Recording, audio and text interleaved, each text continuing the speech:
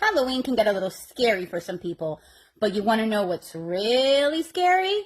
Co-parenting with a drug user or an alcoholic. Let's talk about it. And really quick, my name is Carrie, I'm a lawyer, and I'm also the owner of Strategic Family Law, which is a marital and family law firm in Florida. The singer-songwriter Sia is currently in divorce proceedings against her husband, Daniel Bernard, and their divorce has just evolved into a full-on custody battle regarding their 19-month-old son, Somersault. Yes, the kid's name is Somersault. Daniel is hurling all sorts of allegations against Sia, saying that she uses drugs and that he should be the one that has 100% custody of Somersault. I believe his exact words were that she is an unfit and unreliable parent who is struggling with substance abuse and addiction. So how should the court handle this? What happens when a parent makes these types of allegations? In Florida, the court is empowered to order a substance abuse evaluation if it finds that there is some sort of credible evidence that a parent is abusing drugs.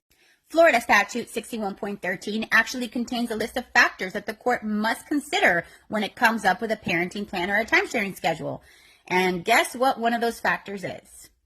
The capacity and disposition of each parent to maintain an environment for the child that is free of substance abuse. Now, before we get too deep into this, let's just take a pause for a second. Remember the words I used earlier, credible evidence. It is not uncommon to hear allegations being thrown around that are completely false just because one parent wants to have a leg up in the litigation.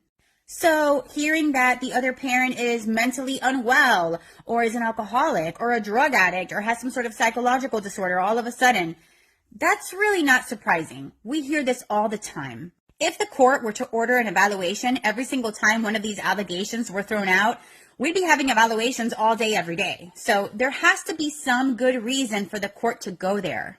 Examples of a good reason for a substance abuse evaluation. Well, perhaps a DUI, perhaps an arrest for drug possession, perhaps a witness who saw the person doing drugs.